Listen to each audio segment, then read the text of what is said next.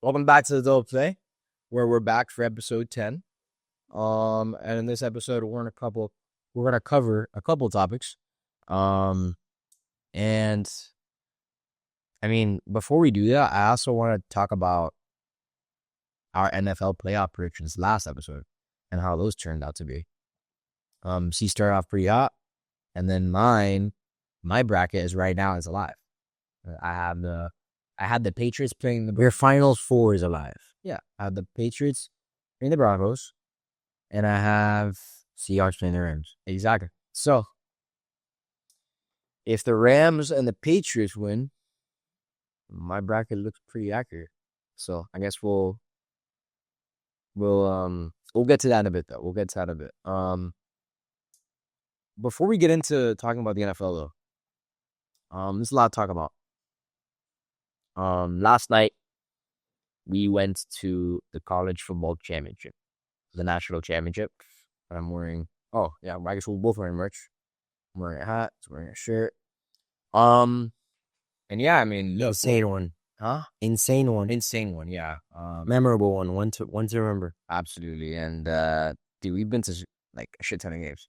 I mean, man, Stanley Cup, World Series, NBA Finals. Yeah. I mean, NFL playoffs, Baseball Classic. World Baseball Classic. See, whatever. Long story short, we just had a lot of games, and that was definitely one of the crazier ones that we've experienced. Unreal. I am currently a UM student, Senior. senior at UM. So, this entire season has been unreal. Honestly, the fact that we're even getting the chance to witness them play in the national championship is just a blessing. That's kind of the mindset I have right now, because that loss was, it was brutal. Hey, at the end of the day, the Canes put on an incredible season for Dax's senior year. I'm grateful for that. To experience that with you by my side, going to, what do we go to? Almost 5 games this year together, including this one, maybe 6. I think half the games we went to together. We're special, bro. I'm glad that we were able to experience it together. Yeah. And I told them, man, no matter what, we're going to that championship game.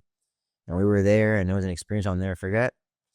And man, we sat in a sea of red, dude. We sat in, I think, the Indiana side. To be honest, I didn't even know that there were sides like that. Yeah, I'm gonna pull up a photo.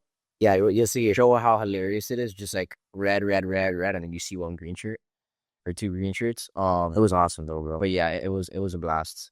Just getting lit while everybody's quiet. Rubbing it in. Let's go. Yeah, we talked about how awesome it is just feeling like the away team, and just like cheering when no one else is. Obviously, because look, in all honesty, those fans showed up, and honestly, Miami fans weren't there. They didn't show up. I mean, not as much as the Indiana fans. There were way more Indiana fans than you Miami. think so? Absolutely, brother. No question. Maybe it felt like that because we were on that side. No? Even the other side had a bunch of Indiana fans. Well, talk about the actual game. I mean, you had Mendoza. Before that, What? dude, we were on the way, and they shut the street down, and we were like, "What the hell's going on?" So me and my brother literally hopped out the car.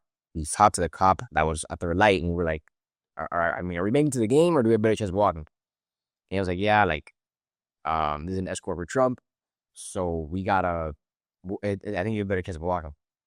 So me and my brother literally, And he told me sprinted like over a mile. it was a 30-minute walk. It was at 1.3 miles. We ended up just jogging most of it.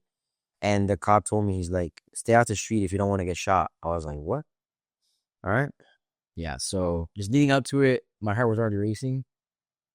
Not even just because I was sprinting, but just there was a lot of tension, and then and the game.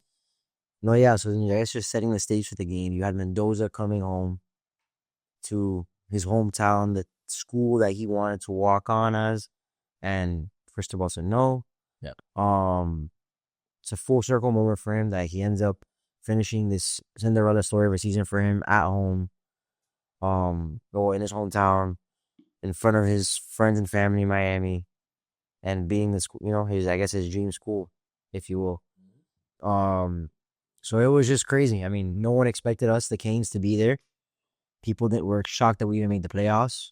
And I mean, we went on to beat A&M, Ohio State, Ole Miss, and It's a special team, bro. I mean, you look at offense, defense. I mean, Malachi and Mark and Keontae, Mark Fletcher, Ruben Bain, Francis, Ruben Bain, Beck, a lot of CJ. So many memorable players for me that I'll never forget. It's one of those teams that I'll never forget, even though we didn't win. for sure. I mean, honestly, that blocked punt that turned into a pick six for me was the game for me. I think that one was of the biggest momentum shifter. Was the biggest momentum shifter. That doesn't happen. We win, maybe. I have three things that I think if we were to go, do the time machine, the what if game changes the entire outcome. One, you make the field goal. Yeah. Leading up to the half or before halftime, that changes everything. Because then that last drive, Beck doesn't have to throw the bomb. Mark Fletcher runs it, set up for a field goal, we go to overtime. The block punt, of course, is destroy us. And then Mendoza. Great touchdown. Yeah. And then Mendoza had 2 or 3 fourth down conversions.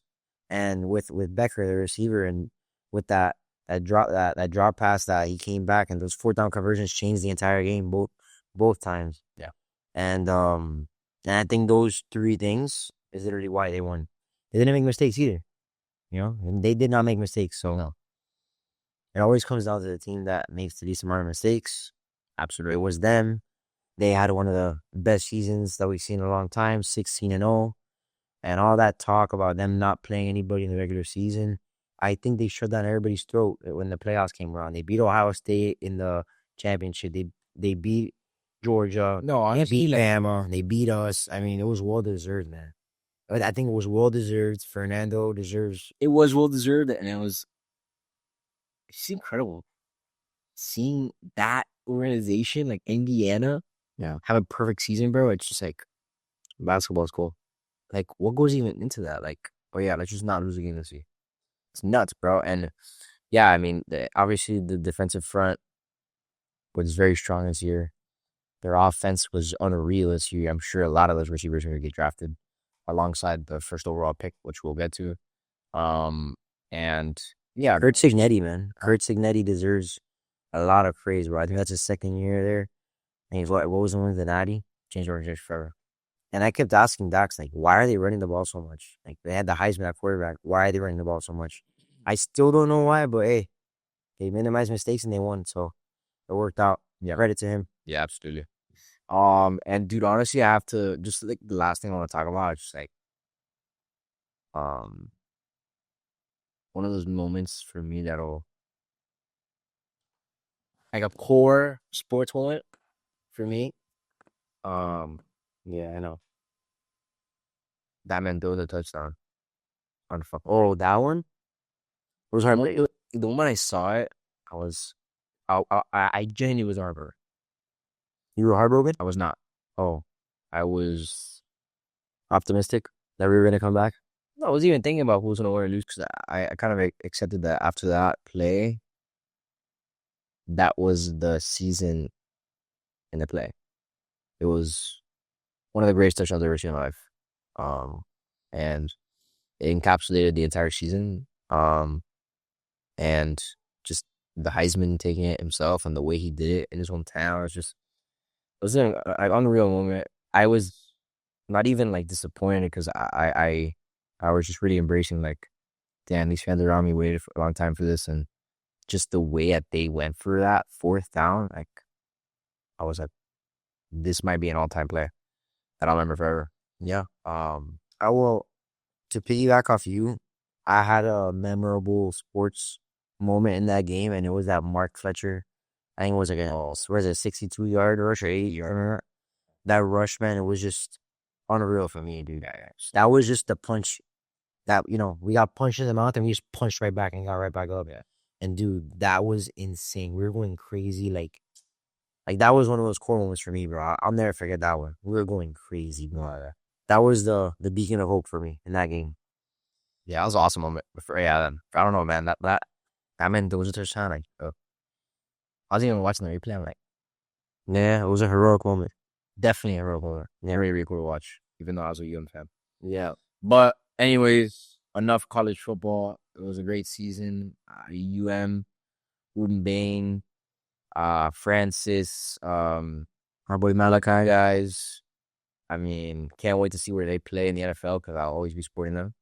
And on the bright side, we'll have Malachi and we'll have Mark back next year. So that's I feel really good about that. But anyways, let's get into football, man. Let's get into NFL football, which has been pretty crazy. And I want to start with the AFC. I want to start with the AFC, and what happened last week. And I want to start with a question for you. Tell me. Broncos versus Bills. Unfucking real. What? Josh Allen, right? How do we evaluate his legacy now? Bro, it just seems that his career is going onto a path of, your Dan Marino, your Brett Favre type of career, or you're just literally one of the best ever. Or I guess people are making a comparison to Aaron Judge. I hope that that's not the case because I hope he wins the ring. But, dude, I think he's the best player in the league. I think the front office has done a poor job of building around him, especially this year. I mean, you have janitors out receiver for him. The defense is horrible, I do think they did Sean McDermott dirty by firing him. I think he's a great coach. Totally agree. Bro. And I wish that we could have thought about hiring him, the Dolphins, because I think he's a very, very elite coach. He's definitely elite. And I think it's a shame, but as far as Josh Allen goes, bro, yeah, could he have done better that game? Sure. Take into consideration that he's playing one of the best defenses in the league and still put up 30 points against them. So I'm not discrediting him in any way. I know people are, but bro, he definitely could have been better, I think. And it sucks for his legacy. It sucks for Bills fans, and honestly, it sucks for Bo's legacy as well. Bo Nix. Yeah, man, that's heartbreaking. I feel for him very deeply. But let me ask you, do you think that he got injured celebrating in the locker room? Have you heard about those rumors? He's walking perfectly fine. He tweaked it a little bit like during the game, and he's walking perfectly fine off the field. And there's people saying that that's why the Broncos have not said much about his injury. He got hurt the second to last play. Okay, but he was walking perfectly fine after. And all of a sudden, the Broncos are being very hush-hush about the injury. I would have seen that. I haven't heard that. So, from what I know, he got hurt the second last play. But whatever, long story short, he got hurt, and you got to feel for the guy. You just took down the Bills. You're one win away from your first Super Bowl. You have the team to go after it, and you get hurt, So, you definitely got to feel for him. CJ Stroud. I think it's safe to say that CJ Stroud is a bust. I think it's safe to say, and I'll say it confidently, and you're talking to a guy who believed in him. I'm a guy that I saw him in college. I thought he was very talented. He had the good arm. He seemed very high IQ. But man, this last 2 playoff games especially, it's just you're a bust at that point. That was your year. Any elite quarterback is given that defense, and they're winning the Super Bowl. Josh Allen has that defense. He's winning the Super Bowl without a question. There's not even a question. There's certain elite players that you build the team around, and they're gonna run with it. He single-handedly costed the Texans that divisional playoff game. Single-handedly costed them the season, without a doubt. Everybody else showed up. They did their part. And dude, unfortunately, it was just one of the worst performances I've ever seen. I felt embarrassed. I felt bad for him. I felt sympathy for the guy. So, hate to be hard on him, but it's just the way the cards have been dealt. Yeah, he's a turnover god. I mean, I'm someone that has to also analyze, the offensive line as well. And did they perform? No, they did not. They looked pretty fucking bad as well. And it sucks because that was a Super Bowl winning caliber defense. It's an insane defense. So It's one of the best I've ever seen. enough about the losers, though. I think I want to get into the winners and go into our AFC Championship, which is Pats, Broncos. Let me just start by saying the Pats look unreal. They've proven me wrong. If you look back at our previous episode, I shit on them. I said, they were exits. I said first round exit. I said second round exit. I said that they were fraudulent. I said that, they hadn't played anybody all year and they would crumble when it mattered most. And when they played a legitimate opponent, they proved me wrong with the Chargers with Jim Harbaugh. They proved me wrong this past week with the Houston Texans. And now they're up against the Denver Broncos without Bo Nix. So it seems like their Super Bowl chances are beyond promising. Oh, yeah, that boy Jared Stidham. Jared's the process. Yeah, Jared Stidham is in. Backup quarterback. Something to be worried about, I guess. But at the end of the day, I'm about to say, Broncos without Bo Nix against this nasty Patriots team that no one would thought. What do you think? I mean, all across the board, you gotta look at the Patriots. Drake May has been unreal. He's exceeded every expectation that was set before him. He looks insane. He's not nonchalant. Drake May. He just has settled in. He's unfazed by the moment. Shows no emotion. Guy's pass accuracy is unreal. And he's poised. He's just poised. And if you're a New England Patriots fan, it's exciting. I'm assuming. I mean, I'm not, but I can only imagine. This is his second year, and you have forever to go with this guy, and you're already looking at a Super Bowl appearance, most likely. But they also have Stephon Diggs, who's shown up. A seasoned vet who's made insane catches. He's brought the energy to the team, big part. Booty, unreal, made one of the best catches I've ever seen last game, and the defense has shown up immensely. Mike Vrabel has been unreal. I mean, the team all across the board. You give your input on it, but I gotta say, I owe them an apology. I know. I had them win the Super Bowl. It's for a reason. The team's complete, man. The team's complete. The team has a general as their quarterback who, as MC said, poised, aura, nonchalant, cruising through every play. Every play. He doesn't I don't know. I've never even seen him look panicked on the field. I haven't. This is the best second year ever. I have to look at it, but I'm sure there's guys who won their MVP in their second year, maybe. This is nuts. No, I mean, it's all right. He might win MVP though. That's the thing. So it's one of them. Definitely one of the best second years of all time. That's something that we got to consider. Yeah. Look, did you say who's gonna win? So I want to talk about that. Okay, yeah. I guess you give your take, and I'll give mine. As well, I just found out that Jared Stidham and I, well, never mind. Whatever. His birthday's the day after mine, but it's random. At the end of the day, once they announced Bo Nix's injury, I'm assuming, dude, the Pats are gonna blow these guys out. I'm expecting a -7.5 line or more. And it comes out and I see -5.5. And since then, it's Tuesday now. This came out Sunday. Everybody and their mother, it's early, but 80 to 90% of the money, like an insane amount, is all over Patriots, as it should at -5.5. And the line has not moved at all. It's very concerning, very weird, very sketchy. With that being said, I don't see a way that the Patriots lose this game.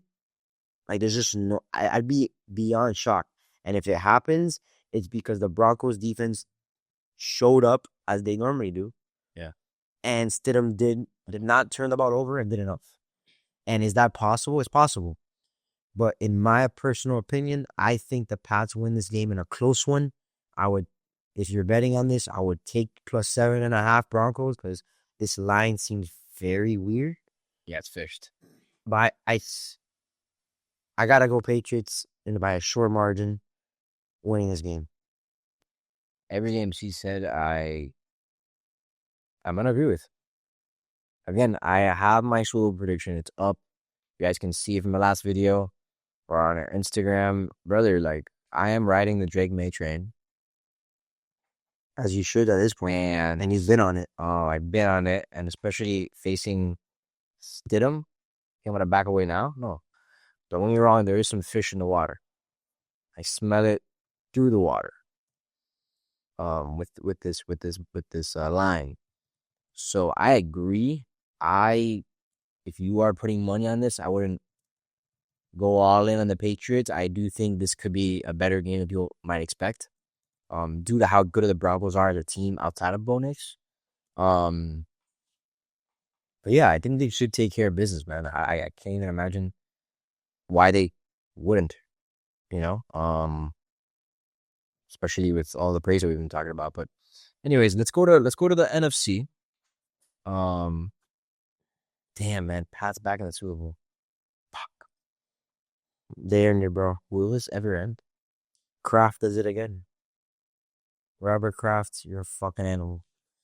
Well, whatever, it's true. Whatever. Now we're more misery for us. More misery for the Dolphins. Hopefully these Packers guys figure it out. But yeah. Now let's go to Seattle. Let's go to Lumen Field. Rams at Seahawks.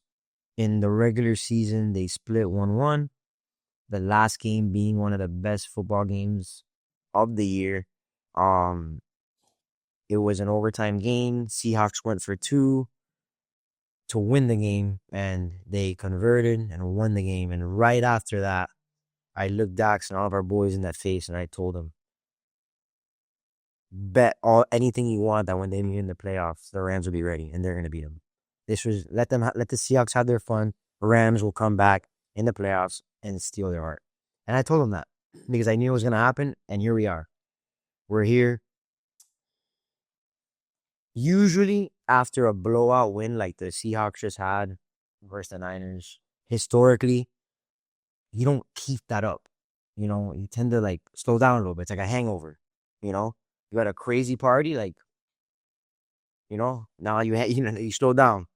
So that's something that I've always took into consideration, me personally. Another part of this game for me is Sam Darnold. He got his first playoff win last week versus the Niners. Congrats to him. Great. But I'm not big on Sam Darnold at all. I think that you get a coach like Sean McVay who's going to prepare well against them, who's played against them many times. And I think if he prepares properly, which he will, they're going to expose him. I think the lights will eventually get too bright for him. I think it's going to be his game. He showed us signs of that last year in the playoffs with the Vikings. I think it comes out this game. That's my take on that. I think McVay is the best coach in the NFL. I think he's proven it. I'm a big McVay fan. I think he's unreal. I think he's smart. I think he brings the energy. I think he's a player's coach. And dude, this Rams team is just unreal. I mean, what do you think? This is like one of the best teams, most complete teams in the league. Yeah. Is it not? Yeah. Look, I mean, I'll start by saying you mentioned a hangover that you expect for the Seahawks. But what if the party doesn't stop? What if the party goes into the next day? You know what I mean? Because this team's a shit off. This team's serious, bro. I'm talking about from a defensive front. It's nuts. I'm talking about from an offensive front. Bro, I think it's overrated, the offensive front. And you're going to see it this game.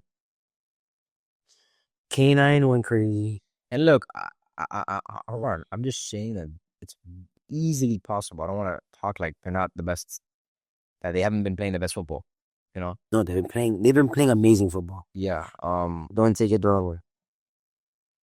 But don't get me wrong, the Rams have been playing great as well. And your boy Sean McVay, man, he's greased. He's been there. He's won it. Kash Patel? I'm not supposed to. Yeah, he's the director of FBI. Okay. And there's an edit, and then I saw a tweet of saying that Sean McDermott is the white cash. Sean McVay. Sorry, yeah. Holy shit. Sean McVay is the white cash patel. You gotta put his picture down there. Dude, he looks just like him. Like, It's hilarious. I've never seen that one. Yeah. Anyways, it's hilarious. That's good. I'm gonna put the photo. But in all seriousness, yeah, I mean, the Rams. I have a clip. I'm gonna find it. We did in week 10 or 11. Wherever they played, I said, yeah, Seahawks take care of them right now. You know why? Because later, when it counts, they're gonna lose. So yeah, I'm gonna back you again, bro. I'm gonna back you again with the same Super Bowl matchup. Pats Rams, an MVP Super Bowl. Stafford versus May. Man, this is gonna be a game though.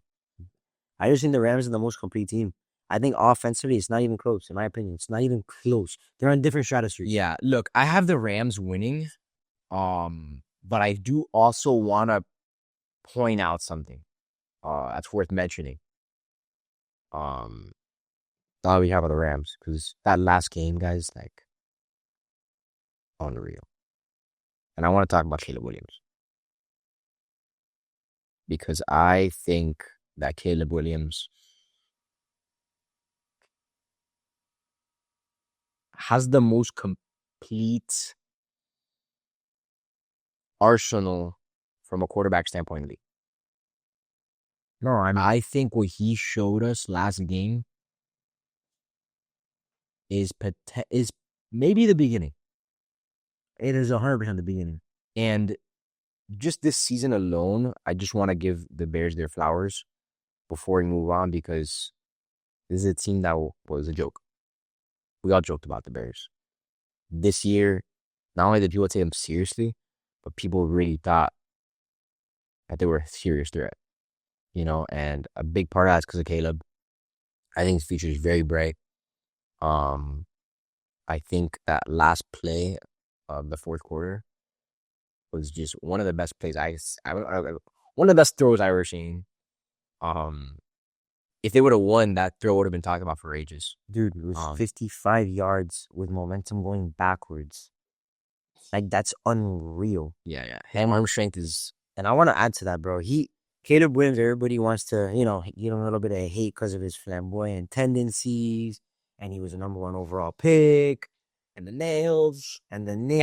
Sure. And at the end of the day, Mach is good. But listen, at the end of the day, Mach is good. And he's good. He can, and I told everybody this, you can do what you want when you're popping. Future said it best. You do what you want when you're popping. And at the end of the day, Caleb Williams this season can now do what he wants.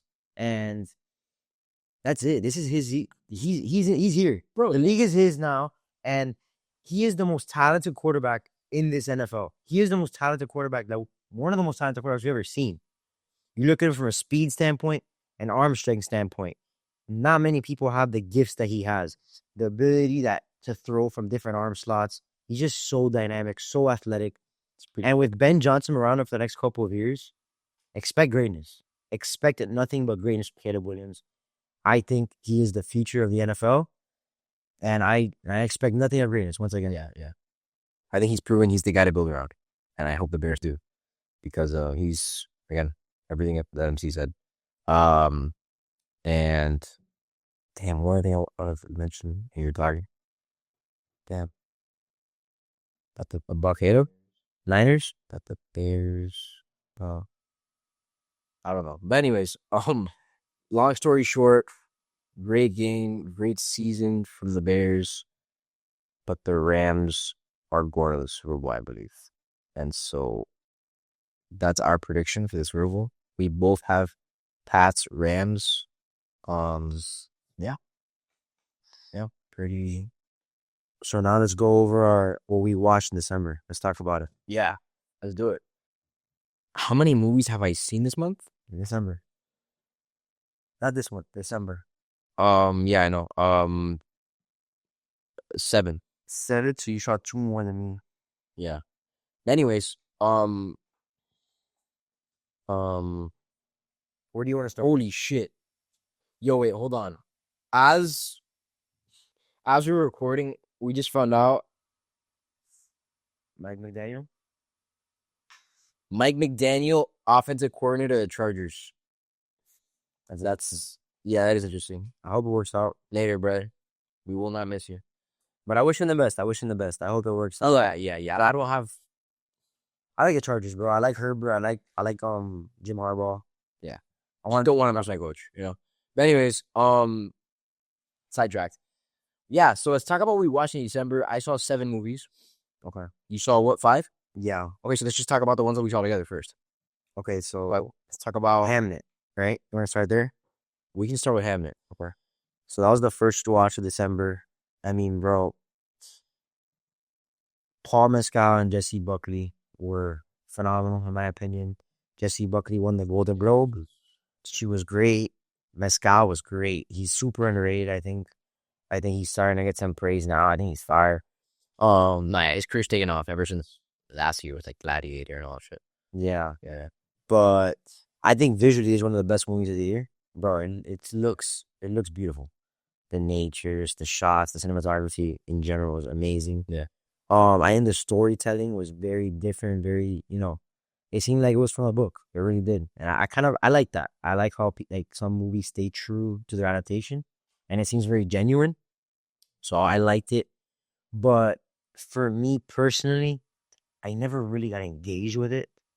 It was very slow for me, which I know it's how it was meant to be, but I never got engaged and I kind of got bored.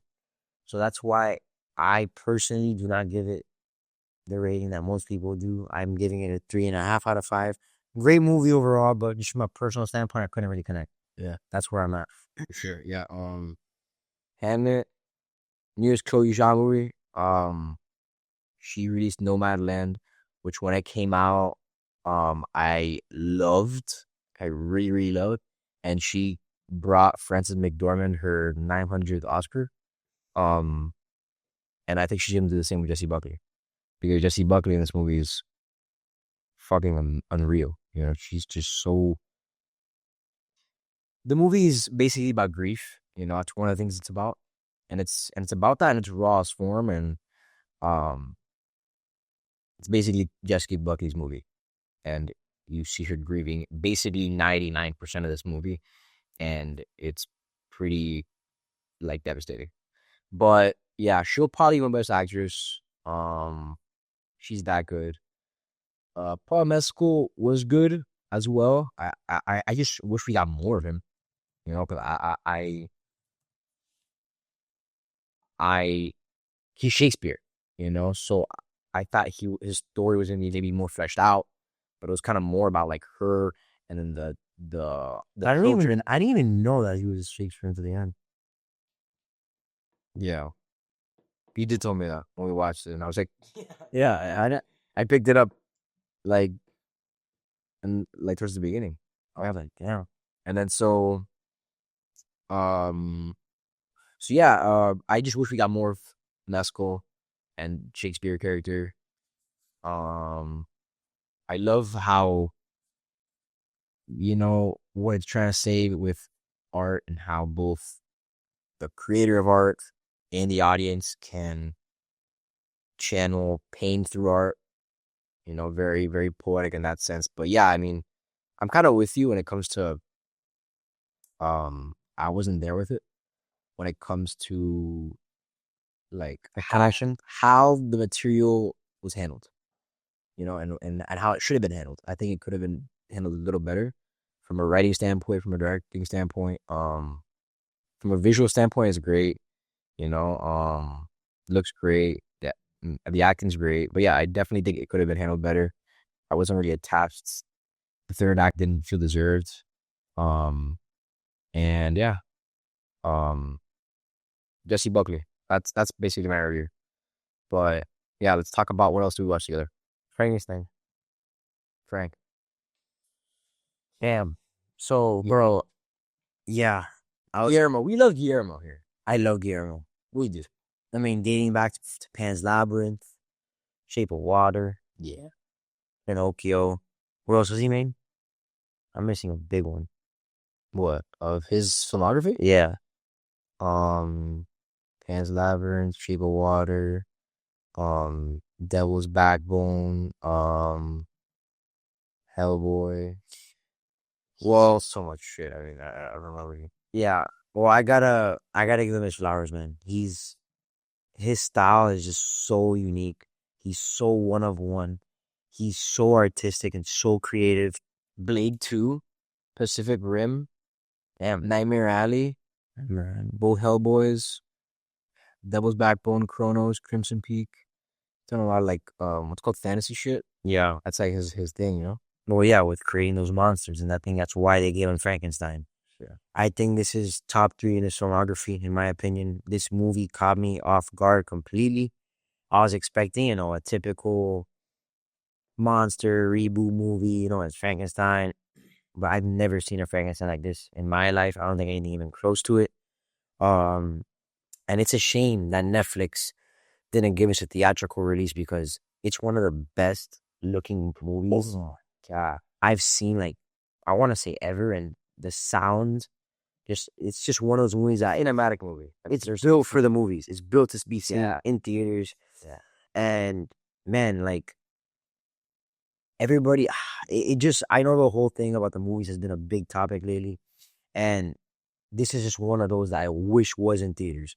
However, and I want to talk about this because at the end of the day, I'm shaming Netflix and I think what they're doing is god awful. But at the same time, I want to give them credit for giving Guillermo del Toro the flexibility and the budget to create such a beautiful movie like this. And they've been giving the great film directors their flexibility, like Scorsese and him, and the list goes on. There's a bunch of others that I'm not thinking right now. But I'm just grateful for them because they have a good eye for where the value's at. So, there's a pro and there's a con to it. I hope they can switch gears and give more credit towards the movies and put more stuff out there. But at the same time, I'm grateful they gave Del Toro's flexibility to do this amazing piece of cinema they did with this Let one. them do Pinocchio as well, dude. Yeah, I believe so. And but yeah, cinematography and production design, it's insane. I feel like I'm in that time period. Like, it was just, I felt like they had a whole city for that movie. Like, if you felt that, it felt big. It felt really big. Showing off for sure. It was, Yeah, they put a lot of effort and art into that production, yeah. and he made sure to show every fucking bit of it. And Jacob Elordi, I mean, he killed it. He killed it. I think the second half is really where you start noticing his performance because I remember watching it and I was like, His tale of them. yeah. Because I remember watching it and I had the hype and the buzz behind his performance. And the first half, I'm like, I'm not really getting it. But when the second half came around, I'm like, dude, he's really good. So, no, I think the way Guillermo del Toro made the creature, which is his character, it makes you empathize for him. And it all feels so genuine, bro. It feels real. This movie's very, very real. The storytelling and screenplay was amazing. They made it seem like the book. It flowed so naturally. And it's 2.5 hours and it flew by, bro. Yeah. It flew by. I love this movie. I can't give it enough praise. I gave it a 4.5 out of 5. Yeah. I didn't give Hamnet a rating. I'd give it a 3.5 as well, though. Just to give it a rating. Mm-hmm. But yeah, Frankenstein. Jesse Buckley was the standout of Hamnet, and for me, Frankenstein, Guillermo del Toro is the standout of this movie. His last movie was Nightmare Alley? Nightmare Alley. Oh, no, it was a Pinocchio. Shit, it was Pinocchio, my bad. Which I didn't see. So my latest, or my previous taste that I got from him before Frankenstein was Nightmare Alley, and for me it was Nightmare. Yeah, it was sour taste. I was not liking it at all. I was really bored. I love Bradley Cooper. I love the actors that they put it together, but I was just so bored. Whereas here it was kind of the opposite. I was locked in from the first scene. Visually, it's like MC said. I don't want to say what you said because I totally agree with the whole Netflix thing and how this movie deserves to be in the theaters. A Lordy. Uh, he's fucking awesome. I want to talk about Lordy because he's like, I think he has like big superstar potential. I mean, he's there, bro. He has the looks. He's good in what he's in. I loved him in Saltburn, and I loved him as Elvis. I thought he was great here. So he's on the right like path. And then now fucking Wuthering Heights with Margot Robbie next month, bro. He's like killing it right now. I really think this guy has like, and obviously Euphoria, but yeah, he kills it here. He kills it here. Same as Guillermo. He tells these great stories, these massive stories with fantasies. And honestly, one critique that I'll give that is that I feel like the whole I'm a creature, but I'm a sweetheart kind of thing for me is getting old. I think he's done that a lot, the whole creature thing, but what is it, like a friendly giant kind of Yeah. That don't chase the book by its cover. yeah, exactly. So I'm kind of getting sick of that. I kind of wanted to branch out to something newer. But yeah, Christoph Waltz really underutilized. Mia Goth, Oscar Isaac. I feel like those two are pretty. I think they're similar in the sense that like you see them in a movie, you're like, okay, they're gonna blend in perfectly fine, and they're gonna do a good job. They're very consistent for me. Oscar Isaac and Mia Goth. Yeah, just beautiful, gorgeous looking movie. I read the book in high school, so I can say it's a very faithful adaptation. Yeah, great movie. I'm gonna give it a 4 out of 5. Really, really good movie. Let's go to What else we watched together? Sorry Baby. Okay.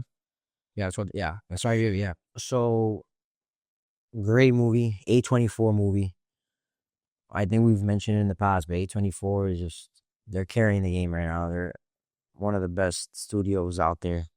And this movie, Sorry Baby, reminds me of the old A24.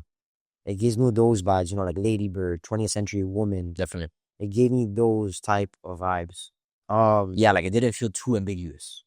Yeah, like a lot of their works now, it's very like, yo, I don't know. Yeah, I totally agree with that. I think it feels a lot more indie. More indie. They've blown up, so they put a lot more money into their movies. But this one goes back to the roots with like I said, Lady Bird, that type of vibe. Yeah. Great movie, super well written. I think it gives me. I have a similar analysis to Hamnet in this aspect because I respect the movie. I think it was made great, but I never really connected. I couldn't really relate to any topic, to be quite frank with you. And I never got engaged. I never dove into the movie. So I give credit to the movie. I think it's great, but again, that personal side just wasn't there for me. Yeah. I gave it a 3.5 out of 5. Just like the same as Hamlet. Okay. Yeah. I loved Strawberry. I really, really loved it. It's so heartfelt. I love what's her name? Ava Victor. Yeah, she was great. She's great, bro. She's great. I think it's like her first role. She was also in Shithouse. I didn't know that, but Cooper Rafe. Yeah, I guess she was someone in that movie. I don't know, but this is basically her big role, her first role. she's good, but she was so good, man. Like, and with what she said, yeah, maybe I can't relate to the subject matter. I don't want to spoil it for those who haven't seen it because I wasn't aware of what the movie was about. When something happens in the movie, I'm like, oh shit, this is the actual reward. But I didn't have to relate for me to feel the emotional pull that the movie was giving me. I thought it was funny at times, very emotional at times. It was a perfect blend. Yeah, I don't know. It just felt like a really good airplane movie, which is where I saw it too. Yeah, so definitely, honestly, one of my favorite movies of the year. I liked it more than Hamnet. liked it more than Frankenstein. Well, Yeah. When you really liked it, I think I'm gonna go 4 out of 5 again. Yeah. okay. You want to talk? Oh my God, yeah. And then sorry, Ava Victor directed the movie as well. She did? Yeah. Wow. So Tell me that cop to Victor. yeah, I did not know. their tour debut, insane. Wow. Acting, insane. She deserves her flowers big time. Dude, I did not know this. Damn. So I really gotta send that love before we go on to the next one. So the next movie that we saw together was, and the last movie that we saw together this month was Wake Up Dead Man, which is the third installment in the Knives Out trilogy, which truthfully, I hope it's not a trilogy because I can watch probably 10 more of these. But what do you think? I mean, I want to, because this is a movie that you and I haven't really talked about. Yeah. I mean, dude, this franchise in general is awesome because it's, it's your mystery crime, which I personally love. They stack the ensemble and the cast every single movie. So you're always seeing familiar faces and just, top tier actors. Yeah. So yeah, I love this franchise. It's awesome. I think this particular movie is my second favorite in the franchise behind the original. So I have, Knives Out, the original one, then this one, then Glass Onion last. I thought it was fun. I thought it was great. It focuses on a new priest that comes into town, and it has a lot of Christian and Catholic elements. I think that we spoke about that a little bit, and I thought it was really great. I had, how do I say it, like the opposite of Sorry Baby and Hamnet. I think I connected very well with this movie. I was engaged in it. Yeah. But the value of how good the movie was isn't as good as Sorry Baby and Hamnet. So it's like kind of the opposite in that sense. You're saying it's not as good as Hamnet? I think Hamnet and Sorry Baby are better made movies, but lacked like my personal interest. Whereas this one, I was really engaged. But I don't think it's as good of a movie as Sorry Baby and Hamnet. If you understand what I'm saying. I understand what you're saying. I just think I have the exact opposite opinion. Okay. So is that? Whatever. Bottom line, fun, super fun. You like crime movies, you'll enjoy this one. I don't want to spoil it, but I just don't like when movies tend to spitball the plot, and they just tell you everything that's going on. Oh, yeah, by the way, this happened, all at the end. Like, I'm not a fan of that, so that threw me off a little bit. But that's my negative part of the movie. But with that being said, I'm giving it a 4 out of 5. Good. Yeah. So for me, I loved Knives Out. It came out, saw it together. I think it was like a day before or after Thanksgiving. Yeah. A couple of years ago. Mm-hmm. We loved it. The second one came out and I was beyond disappointed because of how much I loved the first one. And when I found out they're doing a second one, I was like, dude, we're so back. And then we were not back. So my hype for this one wasn't as big, but I'm afraid we are back. We're definitely back with this one because this one's probably might be my favorite. Exactly. Wow. Oh, I mean, it's fair. I loved everything about this movie. Obviously Daniel Craig as what is his name? Detective LeBlanc or whatever. Blanc, Detective Blanc. Blanc. Yeah. And his accent is just fucking hilarious. But yeah, he's great. But look, I'm gonna be honest with you guys. If there was a stock market for actors, I'm putting everything I have on Josh O'Connor right now. Yeah. This motherfucker is amazing here. Like, he is so good in this movie. I can't even, he's the reason why I think this is my favorite I Love movie, because it doesn't feel like a whole whodunit thing. It's more of like it's also like about a priest and like his journey and going into this new, bro, he's just amazing. And he's going to be in Spielberg's movie this year. Like, bro, he's just going to take off. After Challengers, I knew he was great. But this one, I was like, yo, this guy has like he has this presence that I'm like, damn, like I really, really think this kid's like special. But yeah, anyways, I didn't know like where the whodunit was going. I loved how unexpected and where the movie went. It's also hilarious. We also got Kyle Tucker in the movie. In a scene. So that was pretty cool. Brolin was fire. I loved Brolin in that movie. Brolin's great. Glenn Close is great. I mean the cast is really good, and then but for me, just man, Josh O'Connor really, really good. I just love how this one is more like religion based. So I definitely felt more So wait, so who's his player comp? Josh O'Connor. Yeah, you need a player comp with him? Bro, I'm gonna keep it a buck with you, bro, and this might be a stretch, but I might say Drake May.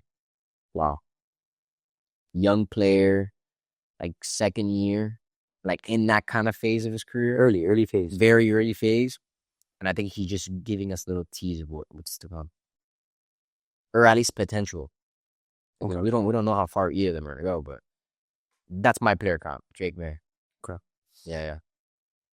I don't know. But yeah, outside of Wake Up Dead Man, which I will give shit. I think I'm gonna go 4.5 out of 5. Damn. Yeah.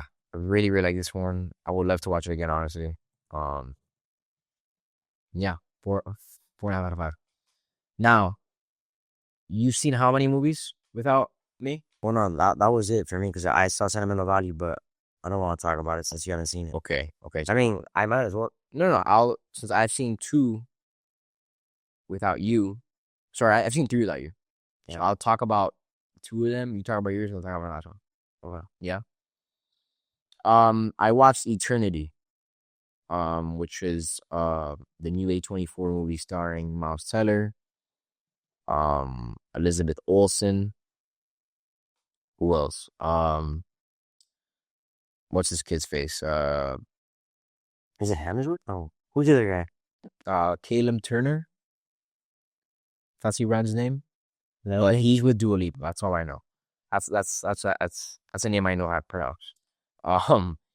But look, man, Eternity was probably for me my most unexpected movie of the year because I fucking loved it. I loved it so much. I think not only was it funny, it was it made me laugh, it made me teary-eyed.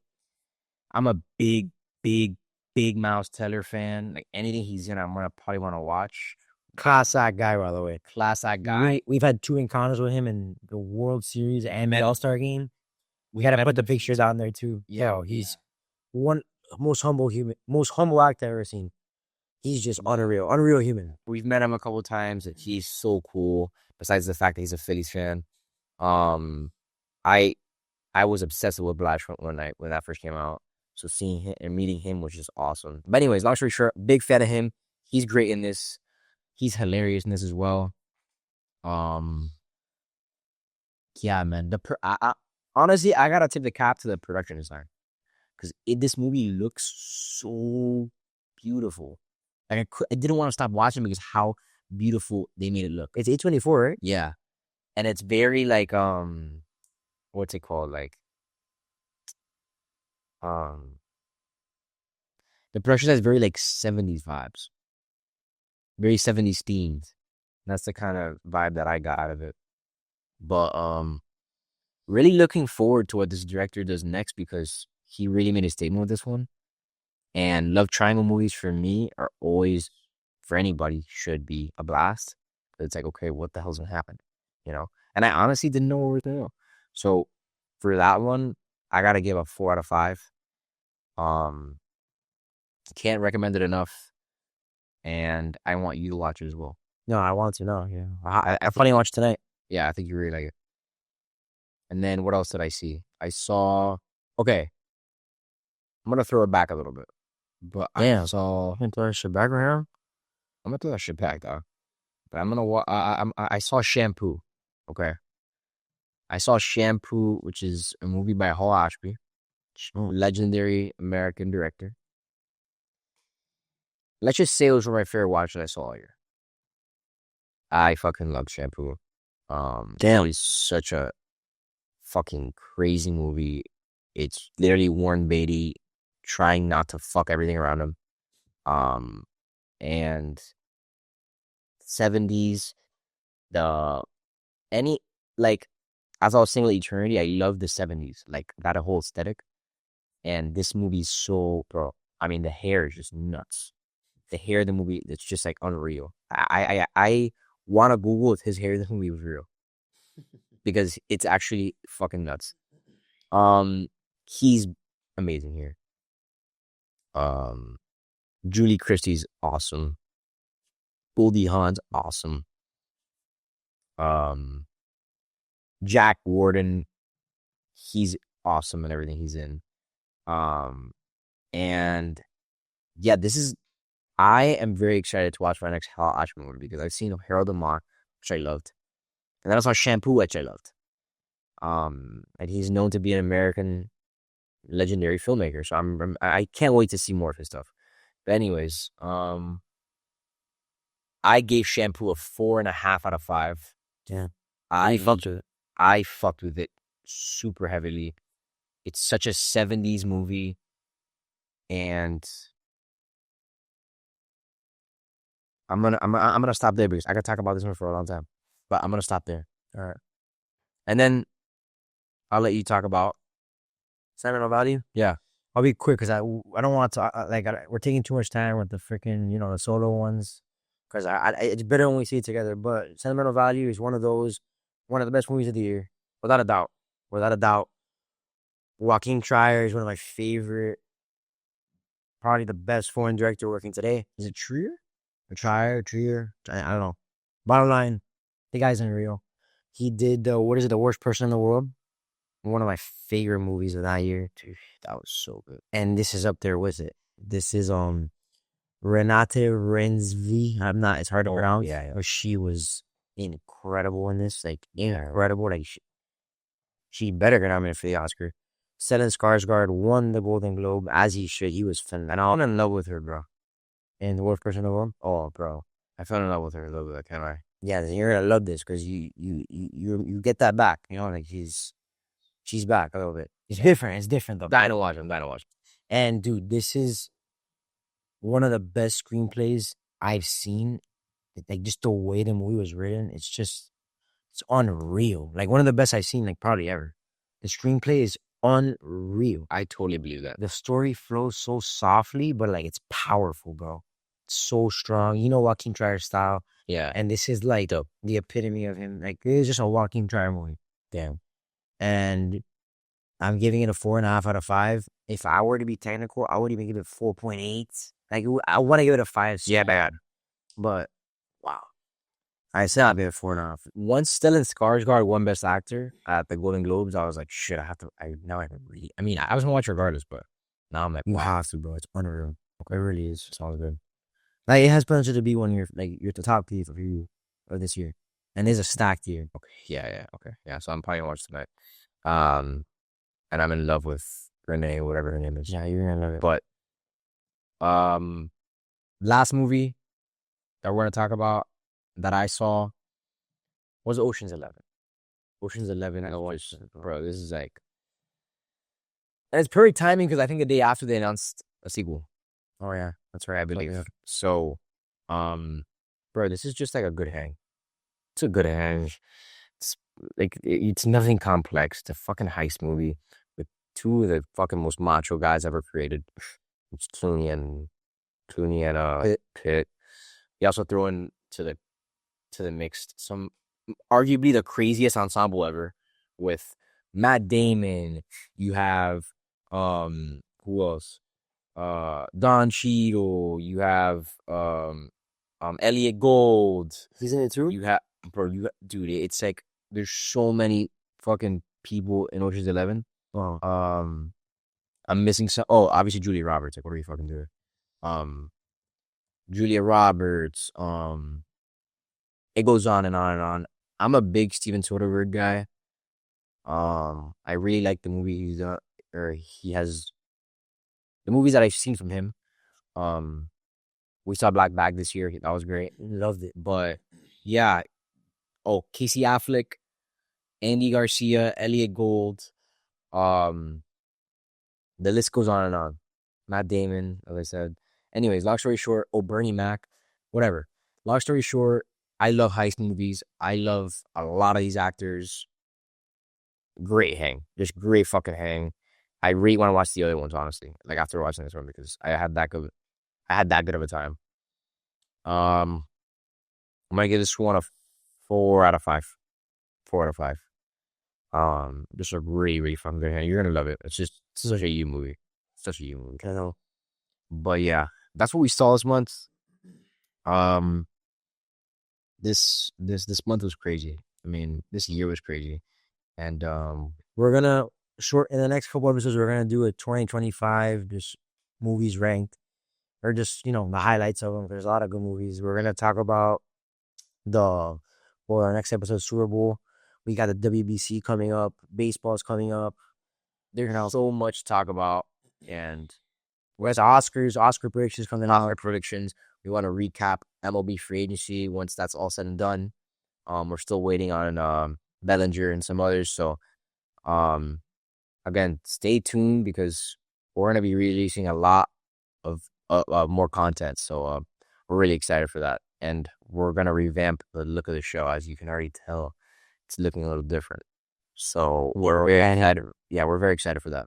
Yeah, we're planning on getting a new location. It's a better fit for us. But Oh yeah, different props. You'll see. But anyways, we want to hear what you guys think. What's your Super Bowl prediction? What do you guys think of the national championship? What did you watch this December? Did you watch anything that we saw? recommend this stuff too. Yeah, 100%. And recommended stuff. We'll check it out. We'll shout you out. On like, comment, subscribe. Do the thing. Do the thing that all the fucking people say. You know.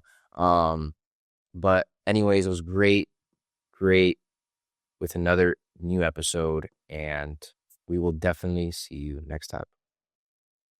Peace.